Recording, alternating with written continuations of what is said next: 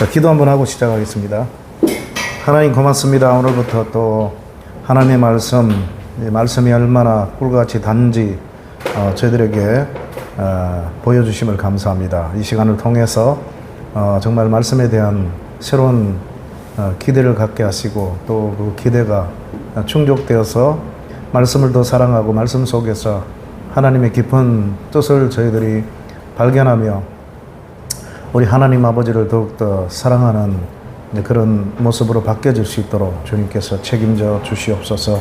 참여하신 모든 분들에게 은혜를 주시고 성령께서 부족한 종의 입술도 열어주셔서 우리에게 꼭 필요한 말씀들만 외쳐질 수 있도록 주관하여 주옵소서. 예수님 이름으로 기도드리옵나이다. 아멘. 예, 반갑습니다. 예, 저는 아신대에서 설교학을 가르치고 있는 신성욱 교수인데요.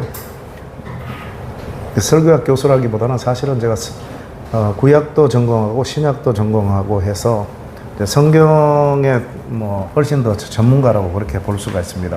예, 특별히 제가 성경 신학을 전공을 했지만 어릴 때부터 성경에 대해서 궁금증을 많이 가지고 성경에서 풀리지 않은 숙제가 있으면 저는 그냥 넘어가지 않고 하나님 가르쳐 줬어요. 안 가르쳐 주면 나 교회 안 갑니다. 협박도 하고 그랬었어요. 그러다 보니까 성경을 가르치는 선생이 되었는데요. 오늘은 이제 서론 부분을 이제 공부를 하도록 하겠습니다. 서론을 마치고 나면 성경 한 대목을 갖고 강의를 하도록 하겠습니다. 그래서 제 강의는 이론보다는 거의 다가 제 실제입니다. 실제. 예. 그래서 설교하시는 분들은 제가 강의하는 요 하나하나가 설교거리예요. 예. 그리고 또 목회자가 아닌 분들도 여러분들이 그동안 잘 몰랐던 부분, 잘못 알고 있었던 그런 내용들, 이런 것들을 교정하는 그런 시간이 되리라고 생각합니다. 그럼 성경보다도 더 중요한 게 있을까요, 없을까요? 하나님 말씀이 성경보다 더 중요한 게 있을까요, 없을까요? 없겠죠. 성경만큼이나 중요한 게 있습니다. 성경보다 더 중요하다라고 말하고 싶은데 그럼 또 이단 소리 들을까봐. 그 뭐냐 하면 성경 해석입니다. 그렇죠? 이 성경 중요하지만 성경 갖고 수많은 이단들이 나왔죠. 예, 신천지 이단부터 해서 구원파 이단 마찬가지로. 그러니까 성경도 중요하지만 성경 해석을 잘못하면 그게 성경이 아니고 완전히 그냥 사람을 망치는 그런 책이 되는 거죠. 그래서 성경도 중요하지만 성경을 어떻게 해석하느냐는 정말 중요한 거죠. 그래서 이 성경 해석에 대해서 말씀을 드리는데요. 여러분이 이미 잘 알고 있는 내용들은 제가 강의하지 않습니다. 시간적인 여유가 없잖아요. 여러분이 제대로 알고 있는데 제가 왜 강의하겠어요? 근데 여러분이 지금까지 잘못 알고 있었던 그런 것들만 뽑아갖고 제가 강의를 하려고 합니다. 게다가 또 풀리지 않은 숙제들이 있잖아요.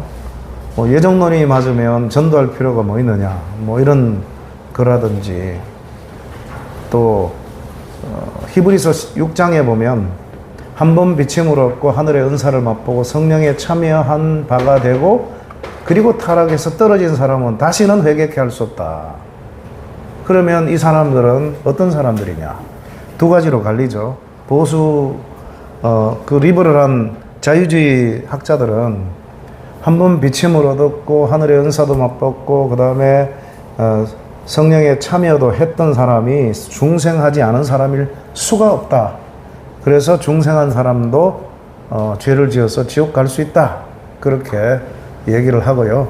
이건 보수 교단에서도 그렇게 주장하는 사람들이 꽤 있습니다. 유명한 사람들 중에서도. 그 이단이 다 성경을 근거로 해서 나오는 거예요. 성경과 전혀 상관없이 나오면 그건 완전히 사입이고요.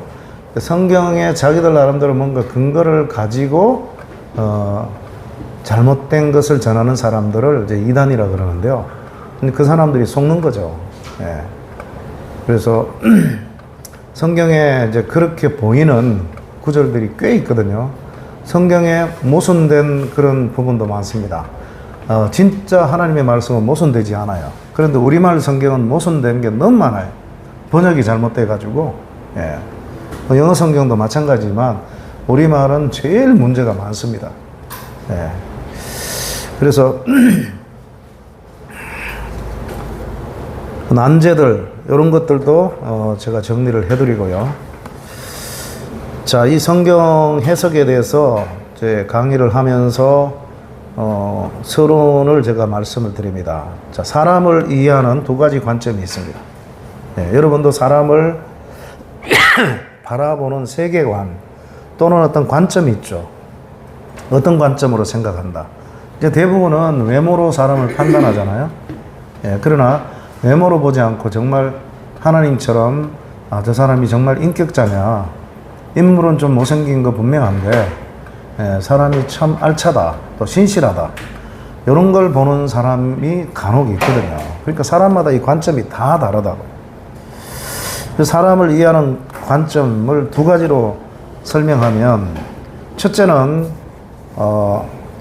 프랜시스 베이컨이라고 하는 이 영국 학자입니다. 이 사람은 태어날 때 백지 상태로 태어난다라고 얘기합니다. 어린아이들이 응애하고 태어나잖아요. 걔들이 뭐 학습을 하고 태어난 게 아니잖아요. 천국에서 뭔가를 공부하고 어머니 뱃속에서 태어난 게 아니기 때문에 제로 상태다, 백지 상태로 태어난다, 이렇게 주장하는 사람이 바로 베이컨이라는 사람입니다. 그 다음에 사람은 생득관념이다. 태어날 때보다 뭔가 자기 나름대로의 생각을 갖고 태어난다 하는, 요걸 주장한 사람이 데카르트입니다. 데카르트. 예. 그럼 뭐가 맞느냐? 뭐 사람들마다 다 견해가 다르고 학자들마다 다 다르겠죠. 그래서 경험적 과학주의자들은 베이컨의 얘기, 백지 상태다, 그게 맞다. 또 관념적 합리주의자들은 데카르트의 얘기가 맞다라고 주장하는데요. 닭이 먼저냐 알이 먼저냐, 세상 사람들은 싸울 수밖에 없어요. 그렇잖아요. 닭이 먼저라 그러면 닭은 어디서 태어났는데 알에서 왔지 않느냐. 그럼 알은 닭이 없으면, 어미 닭이 없으면 또 알이 생기지 않잖아요. 그러니까 서로 싸울 수밖에 없는 거죠. 예. 근데 성경은 답을 갖고 있잖아요. 성경은 닭이 먼저냐 알이 먼저냐 하면 닭이 먼저거든요. 하나님이 알을 창조한 게 아니라 닭을 창조하실 거예요. 그래서 성경하고 세상 사람들의 관점은 다릅니다. 우리가 성경적으로 보면 베이컨의 얘기가 맞습니다. 백지 상태로 태어나는데, 또 어떤 점에서 보면 데카르트의 얘기도 맞아요. 백지 상태로 태어난 것도 많지만 어떻게 보면 아담의 원죄로 말미암아서 백지가 아니라 흙지로 태어났다. 예, 죄가 있는 상태로 다 태어나기 때문에 생득관념이 또 맞다라고 볼 수도 있습니다. 예.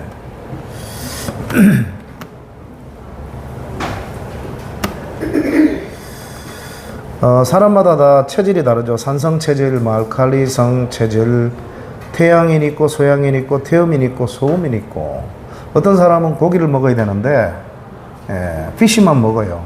제가 아는 그 선교사님 부부가 있는데 아프리카의 바닷가에서 선교를 했어요.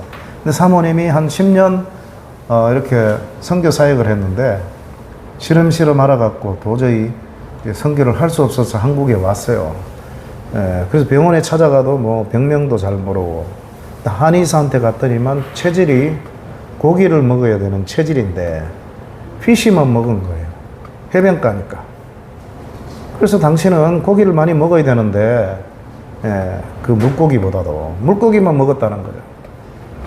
그래서 고기를 먹고는 건강을 회복했다는 그런 얘기가 있는데, 또 어떤 사람은 고기보다도 물고기를 많이 먹어야 되는 그런 체질, 사람마다 체질이 다 다르잖아요. 무슨 얘기를 하려고 제가 이렇게 서론을 꺼냈냐면, 그럼 성경은 뭐라고 얘기하느냐? 그러면 요건 이제 제가 만든 얘기입니다. 실신 형상 상태다. 실신은 그냥 까무라치는 그 실신이 아니고 한자어로 하나님의 형상을 잃어버렸다. 해서 얻을 득자의 반대말이 잃을 실자잖아요. 신의 형상을 잃어버린 상태를 가지고 태어난다는 거죠.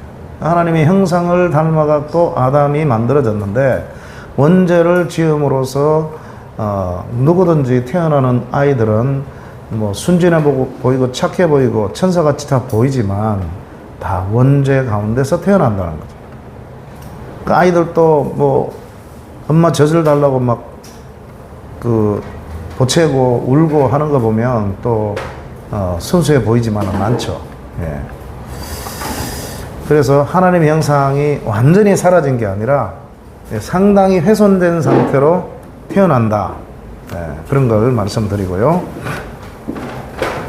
그래서 무슨 얘기냐면 우리의 마음을 백지 상태로 비워야 된다는 거예요. 여러분이 갖고 있는 생각들 여러분들 가운데 이제 목회자도 계시고 사모님도 계시고 또 일반 성도님도 계실 텐데 교단마다 다 다르죠. 교단마다 침례교는 침례를 주장합니다. 장로교는 침례교 외에는 다 또 세례를 주죠. 그죠?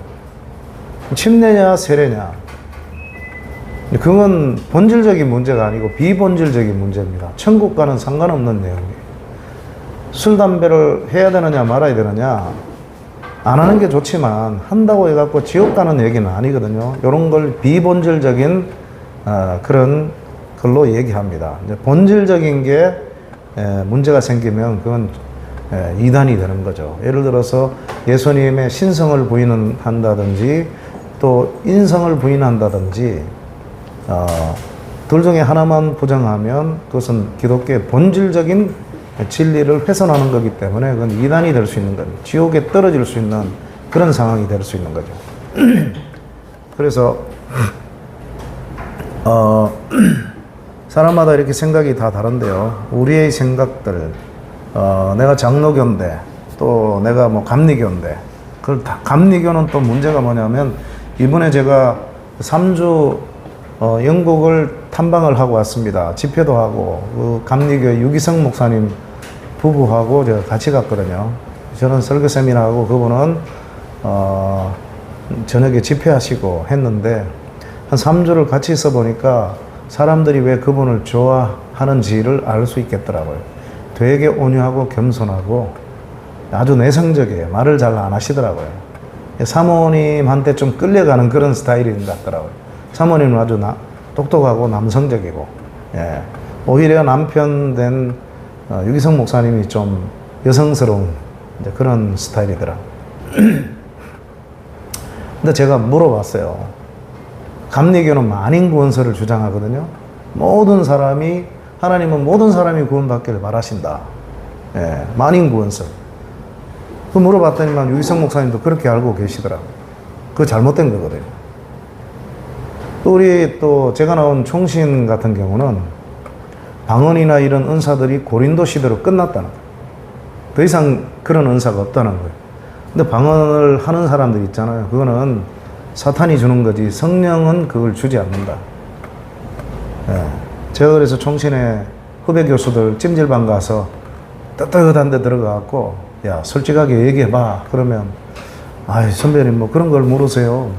야 얘기해봐. 내하고 나 사이인데 비밀로 할게. 그러면 저도 방언하는데요. 야 그러면 say so. 그럼 그렇게 가르치면 쫓겨나는데요. 야 학자가 알고 진리라고 생각하는 대로 가르쳐야지. 이제 그랬는데요. 교파마다 다 이제 문제가 있습니다. 완벽한 교파는 없어요. 저는 제가 담임 목회를 하면요. 장로교 목사지만 침례를 주도록 할 거예요. 왜냐하면 침례가 정상적인 거예요. 헬라어로 밥티조 하는 것은 물에 푹 담기는 거예요. 물 속에 들어간다는 것은 내 죄 있는 내 옛사람이 죽어지는 거예요. 장사 지내는 거예요. 그리고 다시 나오는 것은 새 사람이 됐다는 거거든요. 그런데 그 옛날에 뭐 한밤중에 감옥에서 감옥에서 침례를 받아야 되는데 강도 없고 그러잖아요. 그때는 머리가 또 온몸을 대표하는 거니까 찍어서 바르는 그런 이제 특별한 상황에는 그게 허용이 됐단 말이죠. 근데 지금 감리교든 뭐 장로교든 침례탕 만들어 놓고 날을 정해갖고 하면 침례를 줄 수 있잖아요. 줄 수 있는 상황에는 세례가 아니라 침례를 주는 것이 훨씬 더 의미가 깊고 제대로 된 거죠. 예. 그리고 그걸 경험한 사람들이 하는 얘기는 감동이 다르대요. 저도 침례는 안 받아봤지만 감동이 다를 것 같아요. 예. 그 특별한 경우는 그렇게 예외적으로 하지만 가능한 경우에는 침례를 하는 게 정상이죠. 예. 그래서 저는 침례교인이 아니지만 침례가 더 맞다. 물론 그 침례를 하느냐 세례를 하느냐 그 천국과는 전혀 상관없는 비본질적인 문제인데요. 그래서 여러분이 이 시간은 지금까지 알고 있던 그 교리들 가운데서 많은 부분을 지워야 됩니다. 물론 제가 강의할 때 어거리가 안 되면 설득이 안 되면 설득되지 마십시오. 그러나 제가 설득을 시킬 겁니다. 그러면 그대로 받아들이시면 돼요. 네. 저 같은 경우는 좀 다른 목회자들하고는 차이가 있습니다. 대부분은 신학을 하면서 거기에 그 신학교의 교수님이나 그 신학교의 신학 사상을 배우고 영향받게 되어 있습니다. 예를 들어서 제가 총신을 갔다 그러면 총신의 교수님들한테 영향받는 거죠. 그러니까 설교를 들어보면 저 사람이 총신 출신인지 고신 출신인지 한신 출신인지 감을 잡을 수 있어요. 왜냐? 그 사람이 3년 또는 학부까지 치면 7년 동안 그 신학을 배워왔기 때문에 거기에 물들 수밖에 없는 거죠. 근데 완벽한 신학교는 없거든요. 아까도 말씀드렸듯이 저 같은 경우는 신학을 하기 전에 성경을 다독을 많이 했습니다. 어릴 때부터. 그래서 저는 총신신대원에 저는 일반 대학을 나왔어요. 영문학을 했습니다. 물론 신학을 하려고 영문학을 했고 신학을 위해서 제일 좋은 적격인 과가 바로 영문학이고 그 다음에 철학과죠. 예. 근데 뭐 신학을 하기 위해서 영문학을 한 것도 사실이지만 저는 영문학이 좋아요. 예. 그게 제 취미예요. 하나님 주신 은사라고. 그래서 영문학을 했는데 어릴 때부터 성경 다독을 많이 했고요. 제가 총신신대원에 들어가면서 하나님 앞에 기도했습니다. 하나님, 저는 1년 동안은 교회를 맡지 않고 공부에 몰두하겠습니다. 예. 그리고 2학년 때부터 이제 사역을 하겠습니다. 그래서 1학년 10월 달부터 사역지를 찾았어요. 서울에 홍릉교회라고 있습니다. 그 홍릉교회 우리 반에 있는 친구가 우리 교회 한번 내보라고 자기 교회 전도사 한 명을 뽑는다고 그래갖고 제가 지원을 했는데 저는 서울에서 시작하려고 했어요. 제가 대구에서 이제 자랐는데요. 월요일날 총신신대원의 사당동이나 양지로 가면 첫 수업을 마치고 나면 서울 친구들이 그래요. 촌에 잘 갔다 왔어요 그래요. 되게 기분 나쁘더라고. 대구가 서울 그 다음에 부산 대구잖아요. 제 3대 도시인데 촌에 잘 갔다 왔느냐. 아니 대구가 왜 촌인데 서울이면 다냐 막 그랬거든요. 제가 서울에서 살아보니까 대구는 촌이에요. 촌. 진짜 정보도 느리고 저는 대구에 이제 가고 싶은 마음이 없어요. 이제는 제가 대구 사투리 듣기도 싫어요. 옛날엔 저도 대구 사투리를 했는데 서울 지역에 살다 보니까 서울말이 익숙해지고 제가 사투리를 별로 안 쓰는 편이거든요. 대구에 가면 그냥 되게 어색해요. 1년에 그냥 원래 같은 경우는 대구 한 번도 못 가봤어요. 서울말만 듣다가 대구 내려가면 되게 거슬린단 말이죠. 그래서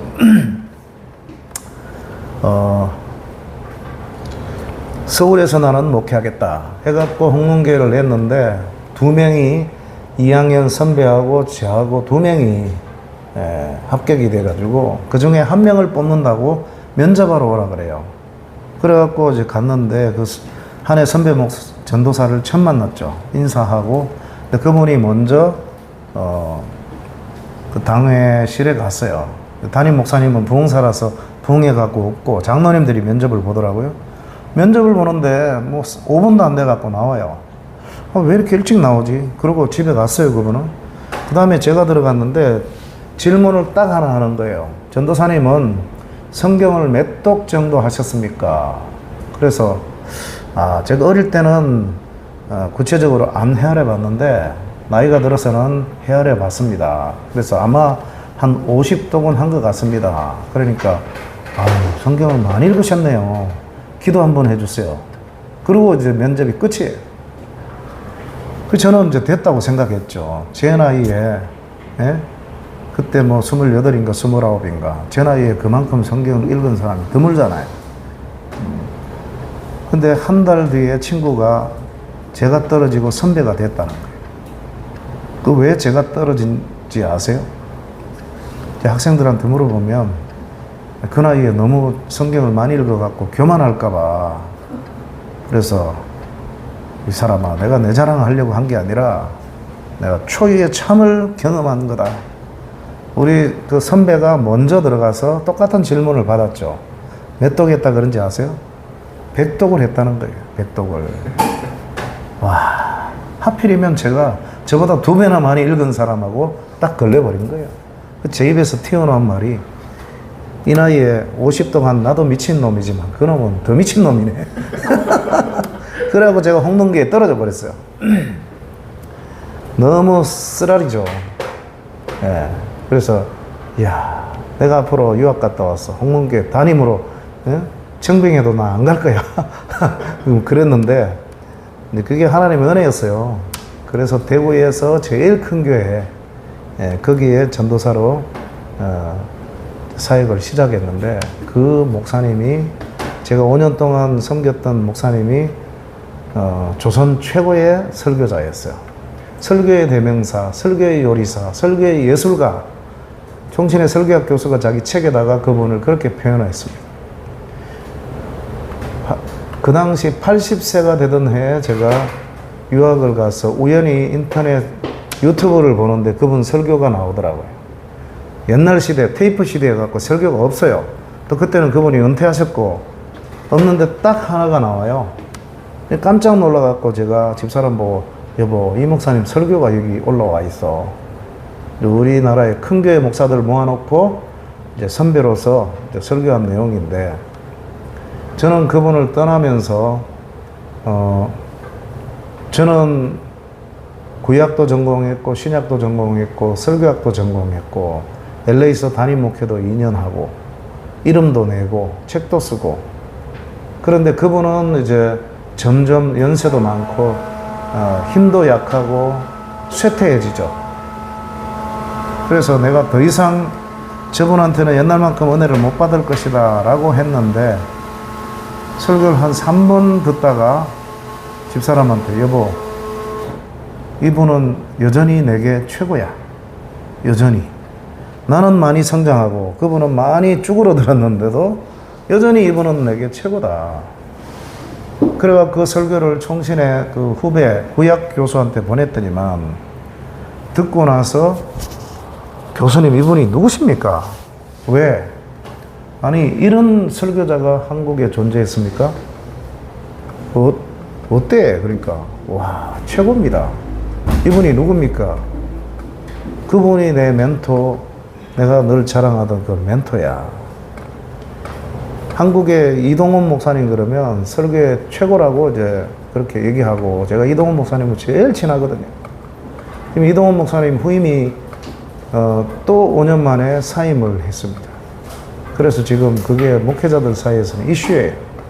제가 이 목사님하고 친하다 보니까 어제 종일 전화를 받았어요. 신문사에서도 전화 오고, 뭐 방송국에서 전화 오고, 유명한 목사님도 전화 오고, 예, 왜 사임했느냐. 예. 또 뭐 제가 거기 후임으로 갈지도 모른다. 뭐 이래가지고는 저한테 이제 계속 전화 오고, 그 정도로 제가 이동훈 목사님하고 친하고, 제가 이동훈 목사님 되게 존경하고 또 많이 자랑하거든요. 그런데 이동훈 목사님의 설교를 초라하게 만드는 설교더라고. 예. 80이 넘은 83세에 설교했는데.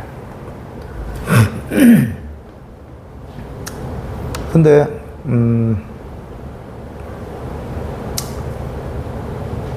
그래서 제가 이제 설교학 교수가 된 거예요. 그분을 만나면서 5년 동안 똑같은 설교 1, 2, 3부를 듣고, 우리 교구는 서울에도 있습니다.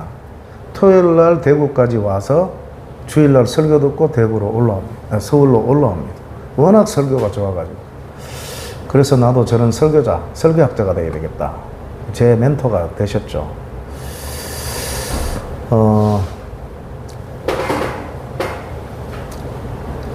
그래서 제가 그분 만난 것은 제 인생에 있어서 큰 변화를 가져다 준 획기적인 그런 순간이었는데, 제 홍문교회를 갔으면 그렇게 되지 못했을 거예요.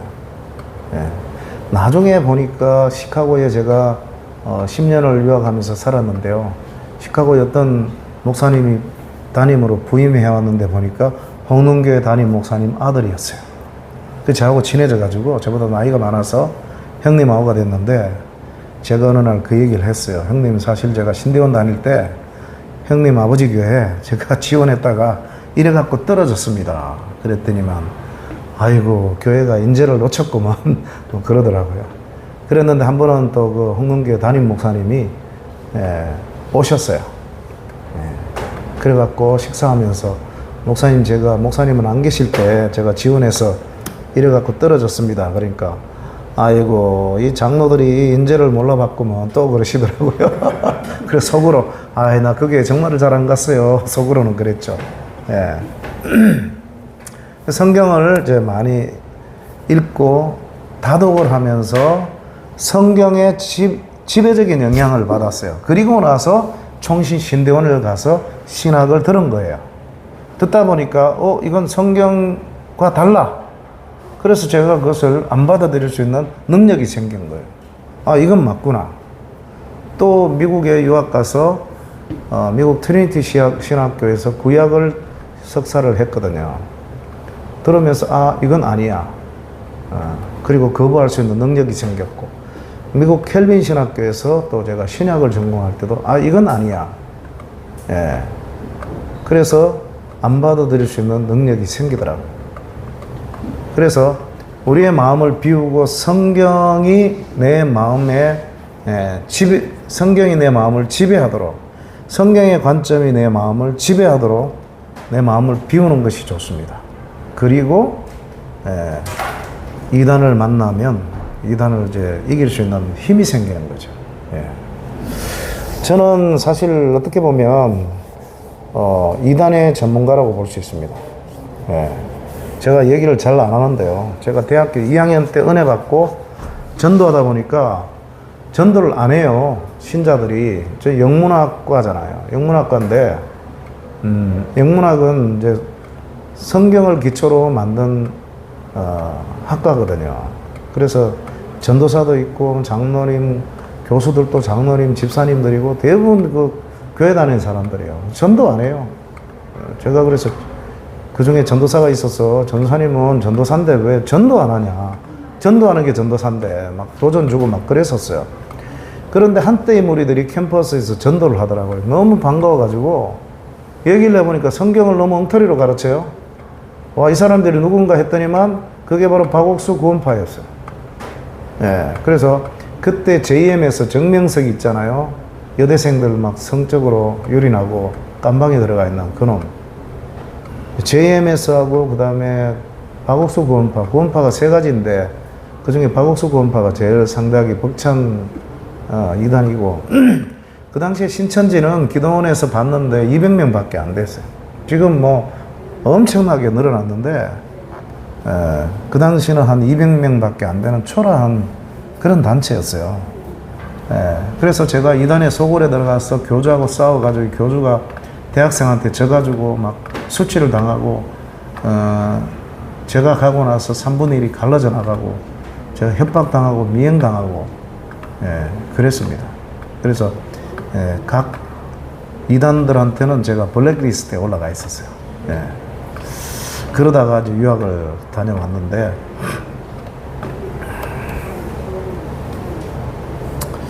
그래서 신학이나 어떤 사상이나 책에 영향받기 전에 성경에 먼저 물들어 버려야 돼요.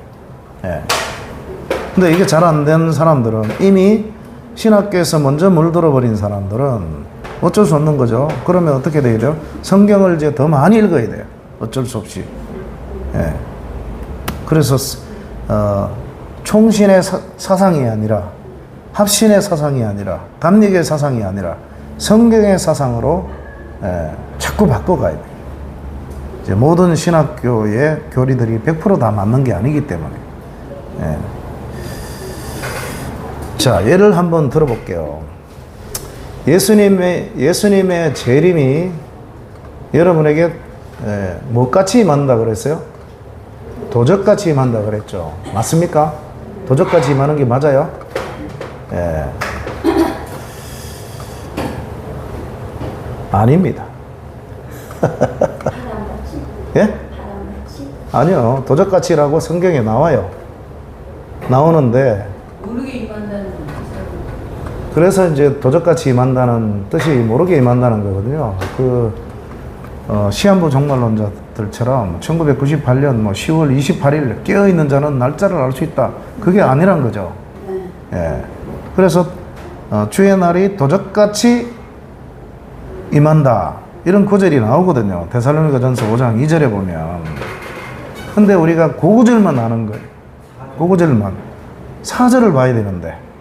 예. 그 나중에 제가 또 보기를 하고요. 그만큼 성경을 우리가 잘못 알고 있는 게 많다는 거죠. 아브라함이 변하여 아브라함. 예. 사레가 보십시오. 사레가 변하여 사라. 야곱이 변하여 이스라엘. 신약에서는 대표적인 사람이 사울이 변하여 뭐라고요? 바울. 맞습니까? 네. 사울은 큰 자라는 뜻인데 나중에 바울로 바뀌었죠, 그죠? 바울의 뜻은 뭐예요? 작은 자. 은혜가 되잖아요. 큰 자, 스스로 큰 자, 아니면 부모님이 큰 자라고 이름 지어줬는데 예수님 만나고 나서는 겸손해져서 작은 자라는 뜻의 바울로 바뀌었다. 그러면 은혜가 돼요. 근데 이게 사실이 아닙니다. 사울이 변하여 바울이 된 게 아닙니다, 여러분. 네, 처음 들으시죠? 네, 이런 것들을 공부하는 거예요. 네, 이런 것들을.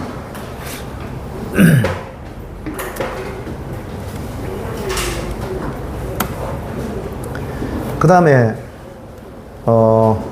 형 속이고 아버지 속이고 외삼촌 집으로 도망을 갑니다. 야곱이 도망을 갔는데 둘째 딸 라헬을 변모를 했죠.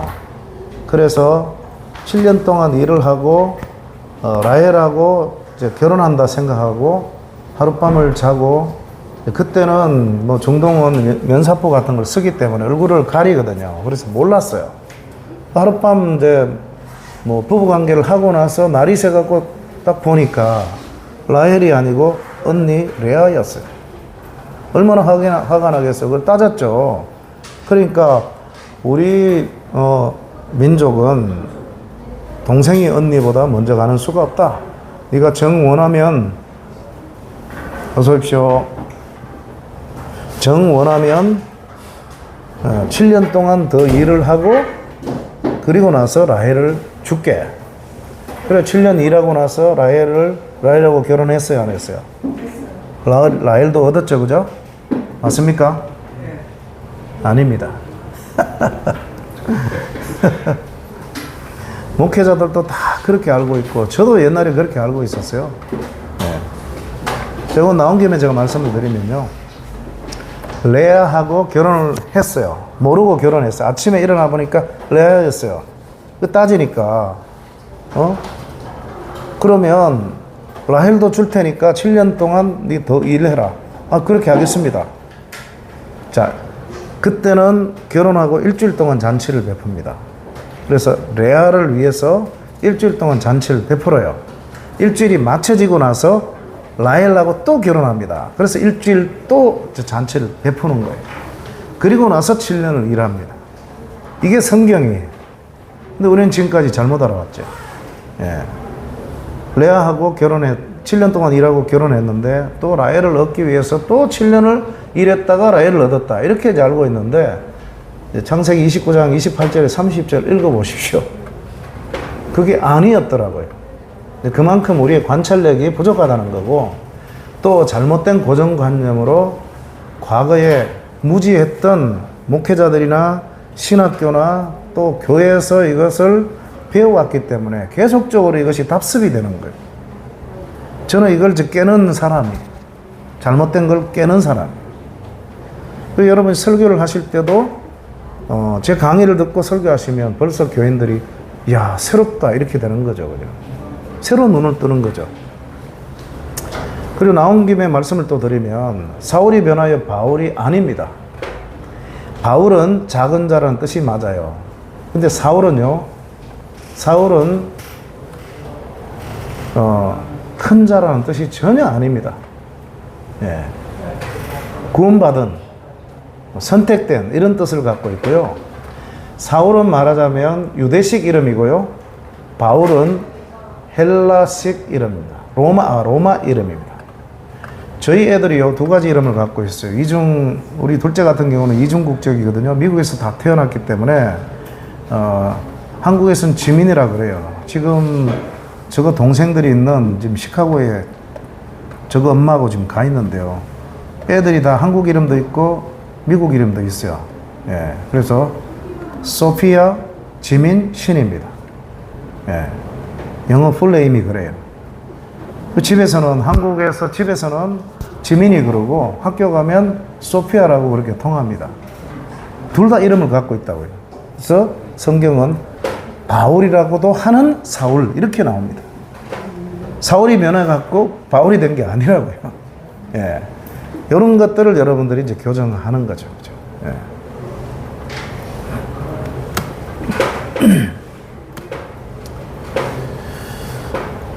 자, 이 괴테, 유명한 철학자, 독일의 유명한 철학자 괴테가 한 말입니다. 용에게는 수많은 비늘이 있으니 그 각각에는 너는 할지니 라고 적혀 있다.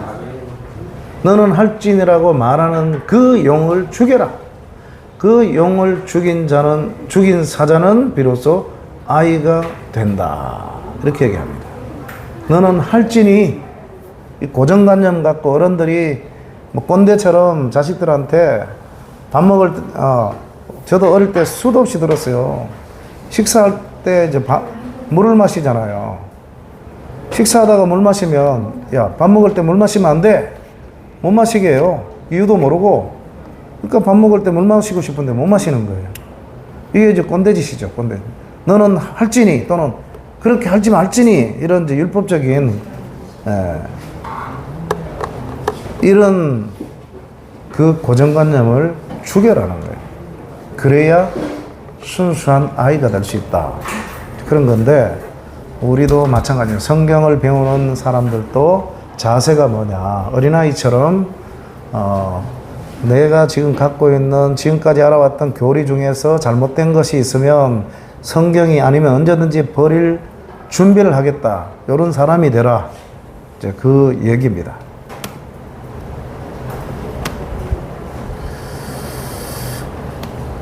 자, 성경은 솔라 스크립추라가 있는데 또 토타 스크립추라도 있습니다. 솔라 스크립추라는 오직 성경. 오직 성경 그러니까 이건 진리다. 그렇잖아요. 성경밖에 없다. 맞는 말 같잖아요. 근데 이것은 반쪽짜리입니다. 반쪽짜리. 반쪽이 더 있어야 돼요. 오직 성경도 맞지만 또 하나가 더 보태져야 되는데 전체 성경, 이 두 가지가 다 보태져야 돼요. 자, 우선 솔라 스크립처라를 설명을 하면 성경적 근거가 없는 해석은 절대 해서는 안 된다는 거예요. 여기에 성경적 근거가 없는 해석을 하는 대표적인 이단들이 있죠. 가톨릭입니다. 천주교, 그 다음에 여호와의 증인, 여러 이단들이 있죠. 자, 천주교를 이단이 아니고 우리의 큰 집 정도로 그렇게 보는 사람들이 있습니다. 우리 학교도 그렇게 보는 교수가 있어요. 그러니까 학교라고 다 좋은 게 아니에요.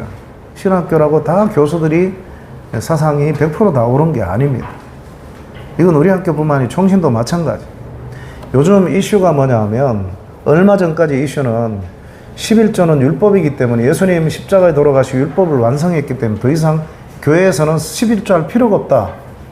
이런 동영상들이 엄청 올라옵니다. 몇 년 안 가서는 저 같은 사람이 계속 외치지 않으면 교회에서 11조 더 이상 할 필요 없다고 이렇게 영향받아 버려요. 그럼 11조 없으면 목회 어떻게 하시려고? 11조를 내지 않으면 목사님 사례금이나 그 다음에 구제나 선교나 무슨 돈으로 합니까? 네. 하나님께 감사는 그게 제일 중요하지만 그걸 떠나가지고라도 교회를 운영할 수가 없어요. 근데 최근에 이슈는 뭐냐 하면 여러분이 들어보셨는지 모르지만 유신진화론이라는 것이 나와가지고 창조론을 가르치는 사람, 창조론을 믿는 사람들은 무식한 사람들이다. 유신진화론. 그냥 진화론은 잘못된 거지만 다윈의 진화론은 잘못된 거지만 유신진화론. 예.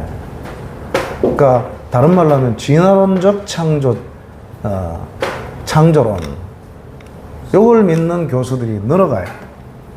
근데 서울신학교의 어떤 교수가 그걸 가르쳤다가 잘렸어요. 잘리고 나니까 그 사람을 옹호하는 학자들이 성명서를 내가지고 무식한 사람들, 무식한 학자들이 실력 있는 사람을 쫓아낸다 그러고, 그러니까 또 일부에서는 13개 신학교에서, 보수 신학교에서 우리는 유신진화론을 믿지 않는다, 반대한다, 창조론을 신뢰한다. 그리고 13개 학교가 그걸 공포를 했는데 아니나 다를까 우리 학교는 거기에 없었어요. 또 충격적인 것은 제 모교인 총신도 거기에 안 올라와 있습니다. 백석, 고신, 합신 이런 데가 13개 단체가 우리는 창조론만 믿는다. 그래서 우리 학교는 제 동기 교수들만 해도 유신진화론을 다 믿고 있습니다. 그래서 우리 학교는 당연히 안 하리라고 생각했는데 총신이 거기에 이름을 안 냈다는 것은 그건 총장한테 물어보거든요. 총장님 이거 이름 낼까요? 아, 절대 안 됩니다. 거절하니까 그거 못 내는 거예요. 그 교수들 다수가 그걸 창조론을 반대한다는 거예요. 근데요, 창조론을 왜 그거 하느냐 하면 지구의 나이가 아무리 봐도 6,000년보다는 훨씬 더 많아 보이거든요. 세상 과학으로서는 지구의 나이가 45억 년이라고 그렇게 확정을 해서 교과서에 새겨놨습니다. 말도 안 되죠. 45억 년이라는 근거는 어디서 나왔습니까? 말도 안 되는 거예요. 그리고 유신진화론이 나오고 창조론이 왜 허점이 있다라고 생각하냐 하면 창세기 1장과 2장이 서로 모순된다는 거예요. 그래서 이것은 문학 작품이지 그냥 문학적인 표현이지 이게 역사적인 사실을 적어 놓은 것은 아니다라고 그렇게 주장을 하는데요. 천만에요. 한 저자인 모세가 썼습니다. 사람의 창조에 관해서만 얘기하면 창세기 1장에서는 남자와 여자를 창조하니라 이렇게 기록이 되어 있는데 2장에 가서는 하나님이 아담, 남자만 창조하시고 그 아담이 잠들었을 때 혼자 독채하는 것이 외로워 보여갖고 갈비뼈에서 갈비뼈를 꺼내갖고 여자를 창조했다 이렇게 나오거든요. 그러니까 1장과 2장이 모순되어 보이잖아요. 모순이 아닙니다, 여러분. 자, 같은 저자가 1장은 그냥 전체적으로 이제 그렇게 쓰려고 했고 2장은 그 중에 핵심인 사람에 대해서 구체적으로 적자 해가지고 그렇게 적은 거예요. 그 처음에는 남자와 여자를 창조했다. 결론은 이제 남자와 여자잖아, 그죠? 그런데 구체적으로는 남자만 창조했는데 그 갈비뼈 갖고 여자를 창조했다. 이 장에서는 그렇게 한 거예요. 예, 또 하나 예를 들면 회당장 야이로의 이야기가 나오잖아요. 회당장 야이로의 딸이 죽었습니다. 예, 죽었는데요. 요것은 사복음서 모두가 기록하고 있는 이제 드문 케이스예요. 드문 케이스인데 마가복음은 이렇게 얘기합니다. 그 회당장 야이로의 딸이 죽었다. 이렇게 되어 있습니다. 근데 나머지 마태, 누가, 요한복음 세 군데서는 아직은 죽지 않았어요. 죽어감이라. 그래서 예수님 살려주세요. 그래서 예수님이 가는데 사람들이 인산인해예요. 예. 근데 그 아빠의 회당장의 마음은 얼마나 힘들었을까요? 그 막 군중들이 몰려드는 군중들이 미웠을 거예요.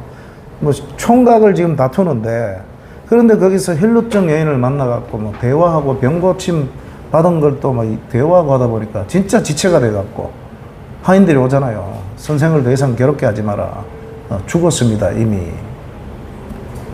그 뭐가 마가복음 그럼 틀렸습니까? 아닙니다. 죽음이 시작됐잖아요. 그리고 결국은 죽었잖아요, 그죠? 근데 나머지 세 복음서에는 구체적으로 이렇게 나와요, 과정을. 그런데 마가복음은 구체적으로 쓸 의도가 없어요. 간단하게만 얘기하는데 죽었다. 실제로 죽었잖아요. 그래서 팩트의 차이가 아니라 저자가 작성하려고 하는 그 의도의 차이일 뿐이에요. 네, 창세기 1장과 2장도 같은 내용이죠. 네. 그래서 한 저자가 쓴 겁니다. 그래서 이제 그 지구의 나이가 꽤 길어 보이니까 저녁이 되고 아침이 되니 첫째 날이나 또 둘째 날이나 그 한 날, 히브리어로 요음이라고 하는 그 데이, 날을 뭐 예를 들어서 1억 년이다. 죽게는 하루가 1000년 같고 1000년이 하루 같고, 그러니까 이게 하루라 그러지만 사실은 1000년이 될 수도 있고 10,000년이 될 수도 있고 100,000년이 될 수도 있지 않느냐, 억년이 될 수도 있지 않느냐 하는데, 여러분 하나님은 시공간을 초월하겠어요. 죽게는 그렇다는 거지 우리한테 그렇다는 얘기가 아닙니다. 성경을 제대로 읽어야 돼요. 우리한테 그렇다는 것이 아닙니다. 자, 그럼 한번 생각해 보세요. 하나님이 빛을 처음에 창조하셨어요. 땅도 창조하셨어요. 그래서 우리가 주일학교 때 뭐 율동하면서 노래하잖아요. 첫째 날에 하나님 온 세상의 빛을. 그 순서대로 하면 지구가 없어요. 그럼 지구가 첫째 날 만들어졌다고 이제 그렇게 집어넣어줘야 돼요. 첫째 날은 지구, 그 다음에 빛을 창조하신 거예요. 그리고 나서 오늘 우리의 시간으로 보면 1억 년 지난 뒤에 둘째 날 또 창조하시고, 그럼 말이 됩니까 그게? 네? 우리 인간이 창조되기 위한 환경을 먼저 만들어 놓고 그리고 마지막 날 창조를 하셨는데, 지금과 똑같은 하루가 돼야지 빛을 창조하시고 그 다음에 나무 창조하시고 짐승도 창조하시고, 이게 뭐 수억 년이 지나갔고 마지막에 6억 년 지난 뒤에 또는 60억 년 지난 뒤에 사람이 창조됐다. 하나님 바보입니까? 그게 말이 안 되잖아요 그게. 예. 그래서 힌트가 뭐냐 하면 지구의 나이는 적어도 6,000년은 아닙니다. 과학자들과 신학자들이 싸울 필요가 없어요. 성경을 몰라서 그런 거예요. 예를 들어 지구 하나님이 지금 창조했어요. 그럼 이거 몇 년 됐냐 그러면 오늘의 과학자들을 6,000년 전으로 데리고 가가지고 요거 몇 년 됐겠냐 하면 빵살이다 그러겠어요? 아니죠. 수십억 년 될 만한 것을 하나님은 한순간에 만드신 거예요. 그게 6,000년 더 해봐 이건 세 발에 핀 거예요. 그 어디서 힌트를 잡을 수 있냐 하면 아담을 하나님이 창조하셨는데, 아담의 부모님이 서로 사랑해서 아이가 임신돼 갖고 뱃속에서 10달이 있다가 태어나서 누워 있다가 아장아장 기다가 걸어 다니다가 나중에는 어른이 되고 장가갈 나이도 되고, 아니잖아요. 바로 장가갈 수 있는 나이가 든 사람을 한순간에 만드신 거예요. 그러면 지구도 마찬가지예요. 나이가 든 지구, 영어로는 aged 그럽니다. aged, 나이가 든 지구를 한순간 만드시고, 그 다음에 닭이냐 계란이냐. 성경은 닭이죠. 원래는 아래에서 부화가 돼갖고 병아리로 자라갖고 또 자라갖고 중닭이 되고 어미닭이 되는데, 맨 처음 창조된 것들은 전부가 나이가 든 것을 창조하신 거예요. 씨를 뿌려갖고 비가 오고 자라갖고 막 그냥 싹이 나고 또 꽃이 피고 이렇게 되는 것이 아니고, 이미 나무, 큰 나무로 만들어버리고, 그 다음에 또 채소도 그냥 채소로 아예 만들어버린 거예요. 그 다음 시대부터는, 그 다음 때부터는 이제 씨앗이 나와가지고 이런 순으로 되지만, 맨 처음 것들은 나이가 든 걸 만들었다는 거예요. 그러니까 지구의 나이가 45억 년이 됐다 할지라도 전혀 문제가 없다는 거예요. 그 6,000년 더 해봐야 이거는 6,000년 세 발에 피라는 거죠. 그럼 과학하고 전혀 불일치가 될 수가 없는 거예요. 예. 그 보면 우리 하나님 정말 위대한 하나님, 위대한 하나님. 저는 영국에 매년 7월에 우리 전사님도 목사님도 같이 갔지만요, 영국 대형박물관 이번에도 제가 갔거든요. 성경이 역사적인 사실이라는 거, 하나님이 살아계시다는 거 입증하는 거 쉽지가 않잖아요. 뭐 몇 가지가 있어요. 내 확신. 그래서 우리 교회 전도 많이 하거든요. 근데 어떤 분이 전도돼서 나왔는데 몇 년 안 돼 갖고 간증을 했어요. 우리 주일은 목사님 설교하기 전에 늘 영상으로 간증을 합니다. 간증이요, 매주마다 넘쳐나요. 1년 기다리고 있대요. 제가 우리 교회 처음 와서 깜짝 놀랐어요. 아무리 뭐 몇만 명 되는 교회를 할지라도 어떻게 이렇게 간증하는 사람들이 매주일 나올 수 있냐 하는데, 교수님 1년 기다리고 있습니다 이러더라고요. 근데 한 분이 율동공원 그쪽에서 전도하는 집사님들 통해 갖고 교회에 나오게 된 거예요. 어떻게 나왔냐 하니까, 전도지를 갖고 전하는데 표정을 보니까 지금 거짓말이 아니다, 확신에 가득 차 있더라는 거예요. 그 확신에 가득 찬 모습 보고 나왔다는 거예요. 내 확신 필요해요. 그러나 그게 일부에게는 통하지만 대부분은 통하지 않습니다. 지 확신이지 내 확신은 아니잖아요. 두 번째는 체험이에요. 하나님 음성 들었다, 기적을 체험했다. 네가 체험했지, 난 체험 못했어, 나는 못 들었어. 영향을 안 받아요. 이런 것들은 빼도 박도 못하는 빼박 증거물이 될 수가 없어요. 내 개인적인 경험이 주관적이에요, 지극히. 그러나 빼박 증거가 있는 것이 바로 대형박물관에 있습니다. 대형박물관에는 어떤 성경에 이사야에서 나오는 어떤 전쟁이 나오잖아요. 근데 거기 가면 이 전쟁에 대한 기록이 성경보다 더 구체적으로 나와요. 그 사람들의 그 나라의 전쟁이었기 때문에. 성경은 그걸 역사책을 만들려고 한 건 아니거든요.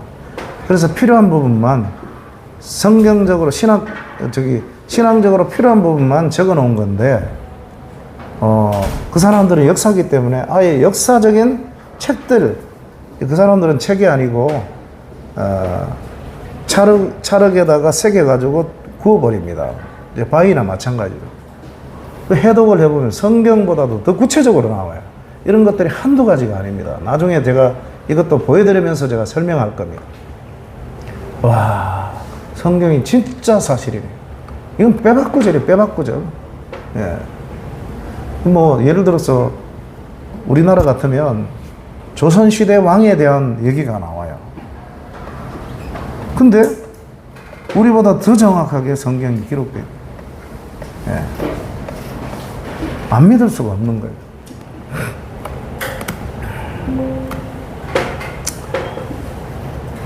네.